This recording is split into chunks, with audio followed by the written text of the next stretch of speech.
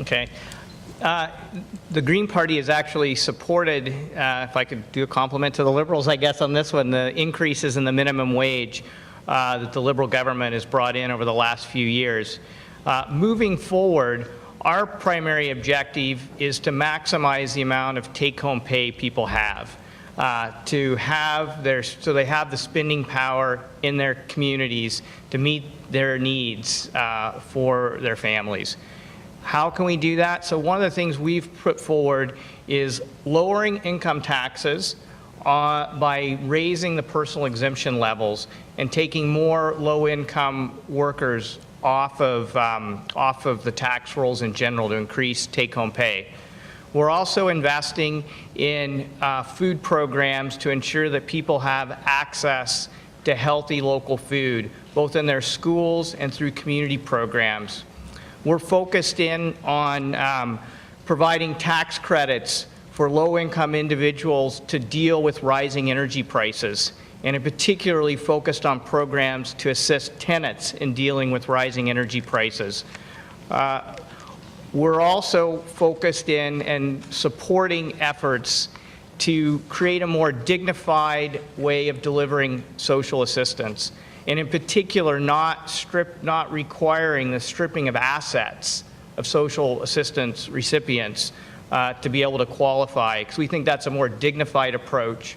And I think long-term, Ontario and Canada in general is going to have to move forward with a program that the Green Party of Canada is promoting at the federal level, and we certainly are advocating for, which is moving towards a guaranteed annual income for all of our citizens. And we need the federal government to lead that initiative, but certainly the province needs to step in and be a part of that initiative as well. And we see that as the best long-term solution.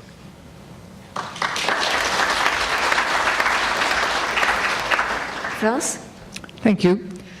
Well, if anybody opens up the first page of our platform, you will see it right here in black and white that we intend to increase minimum wage to $11 an hour as soon as we take power. The idea of bringing up the minimum wage was an idea that came from an NDP. It was long overdue, and it is because of an NDP campaign that we saw the increases up to $10.25 an hour, which is where it stands now.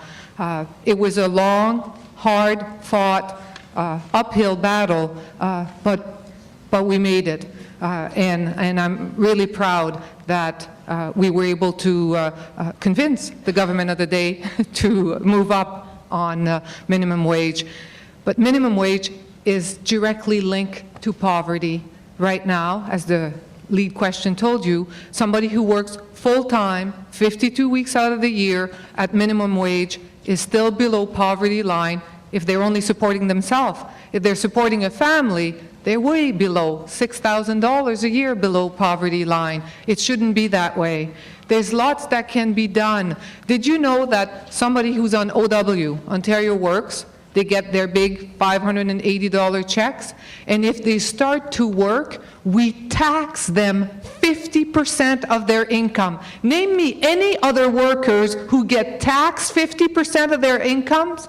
Well, we do this to the poorest in our community, people on OW who go back to work. We want to take back this clawback. Actually, we want to put the taxing at the other end. We want to cap CEO salaries in our hospital. Did you know that 48 CEOs of hospital make over $412,000 a year? That makes no sense. We want to cap CEO salary as twice the salary of our premier. Premier makes $209,000 a year. CEO would not be allowed to make more than $418,000 a year, and that's across the board for all of them. Thank you.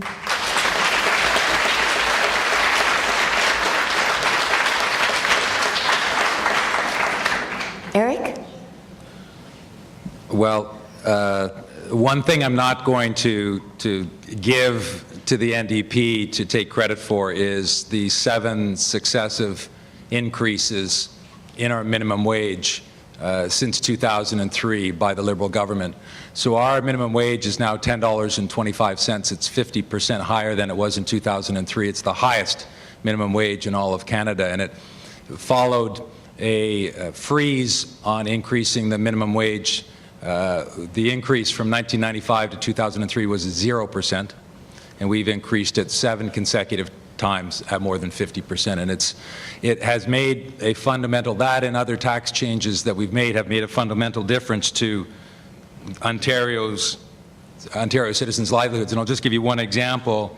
A single mom with 2 children working full-time at minimum wage has seen her family's income increase by $12,500, or a 60% increase since 2003, and she's no longer living under the poverty line. And it's those sorts of opportunities that we need to provide to particularly the most vulnerable in our society. And the other thing that we're committed to doing is we're going to create a commission for minimum wage, because we don't think it should be political. We need to take it out of the hands of politicians. We're going to create a commission so that they will provide recommendations to government in terms of how, moving forward, we should continue to make sure that our most vulnerable needs are met.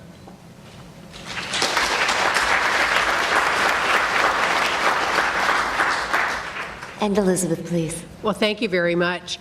Despite what might have happened, we really are at a point where poverty has actually risen 17% since the Premier campaigned on fighting it in 2007.